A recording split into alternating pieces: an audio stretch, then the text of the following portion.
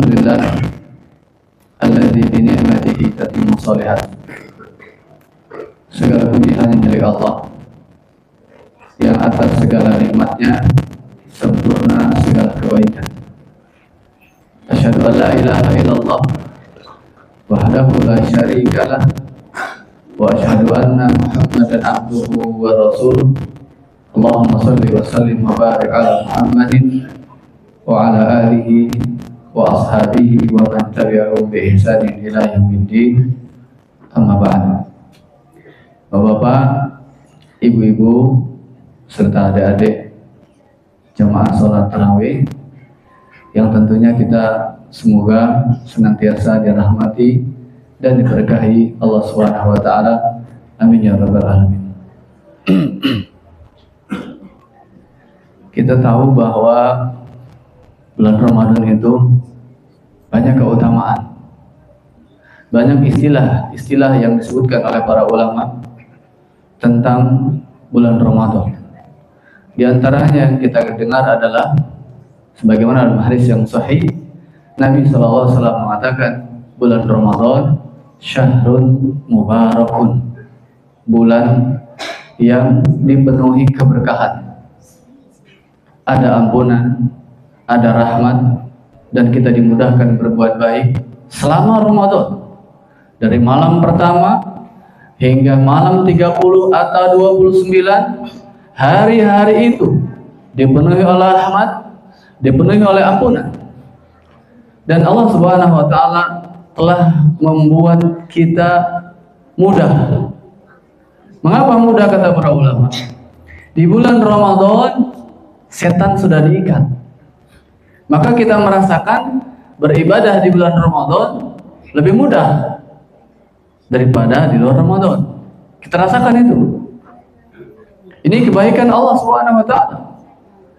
Dari 12 bulan, 11 bulannya mungkin sebagian kita lupa dengan sholat-sholat sunnah yang dilakukan di malam hari. 11 bulan mungkin di antara kita lupa dengan puasa-puasa sunnah.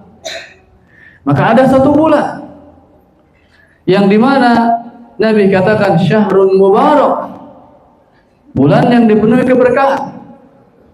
Maka kalau setan-setan sudah diikat oleh Allah, pintu neraka ditutup, pintu surga dibuka, berarti PR kita nih. Maukah kita mengambil keberkahan itu? Dan para ulama dulu, orang-orang soleh dahulu, saking pengennya dapat keberkahan di Ramadan, 6 bulan setelah Ramadan mereka berdoa kepada Allah, ya Allah sampaikan kami ke Ramadan. Mungkin kita baru bulan Sya'ban berdoa semoga dipertemukan Ramadan, atau mungkin boleh bulan Rajab, atau mungkin baru sepekan yang lalu. Ala kulli hal tidak apa-apa, alhamdulillah kita dipertemukan Allah dengan Ramadan. Maka PR kita di malam pertama, malam kedua, dan seterusnya, pasangkan niat, kuatkan tekad, jangan kendor dan rugi kalau sampai lewat pertama sholat tarawih. Kenapa? Puncak keberhasilan seseorang di Ramadan, dia bisa bertemu ibadahnya dengan Lailatul Qadar. Dan proses itu dari hari ini. Proses itu tidak diragukan itu. Dari hari ini. Bagaimana kita bisa mengisi hari-hari Ramadan kita? Kita tundukkan hawa nafsu kita.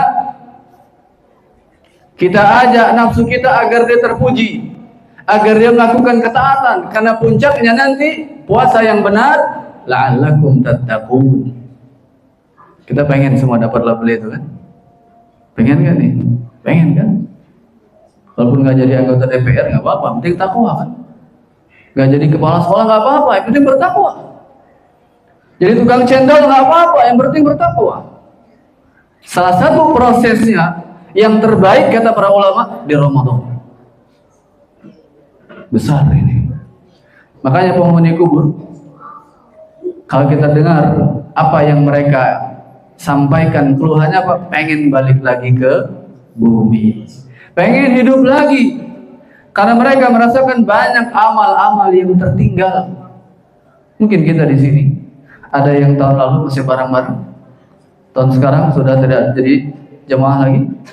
Mungkin ada saudara kita. Maka momen kita bertemu dengan Ramadan jangan disia-siakan. Pasang niat dan tekad, lakukan ikhtiar yang maksimal, sehingga puasa kita hasilnya takwa. Berarti prosesnya harus benar dari puasanya. Karena kata para ulama, sebagaimana Nabi SAW mengatakan, ya, berapa banyak orang yang berpuasa, Allah tidak punya hajat untuk bayar pahala, ngasih pahala ke yang puasa itu. Bukan Ramadannya yang salah, tapi cara puasanya yang salah. Mungkin kita pembatal puasa tahu. Apa diantaranya? Adik-adik, ini kayaknya sibuk dari tadi, adik. Adik, coba jawab. Apa pembatal puasa? Salah satunya apa pembatal puasa? Hah? Makan dan minum dengan sengaja, muntah dengan sengaja, tiba-tiba gila. Kalau perempuan tiba-tiba datang bulan, ya, batal puasanya. Tapi perlu kita ketahui juga apa yang membuat pahala puasa kita rusak. Ya, di antaranya adalah ghibah, berdusta, melakukan maksiat-maksiat. Apalagi dia puasa nggak sholat, dia kuat nahan lapar dari pagi sampai sore, sampai terbenam matahari, sampai waktu maghrib. Nggak kuat dia nahan ghibahnya, nggak kuat dia meninggalkan tontonan yang tidak bermanfaat. Puasanya sah puasanya, tapi nilainya Allahu a'lam. Ya, kenapa? Dia melakukan sebab-sebab yang bisa membuat rontok itu pahala puasanya. Jemaah sekalian rahimani wa rahimakumullah, maka yuk kita sama-sama, masih ada panjang ini perjuangan kita. Semoga kita sampai akhir, sampai bertemu dengan Lailatul Qadar, kita tetap dalam keadaan beribadah. Jangan kendor. Ya, jangan sepekan udah mundur. Karena pertandingan itu pemain yang hebat sampai ke final.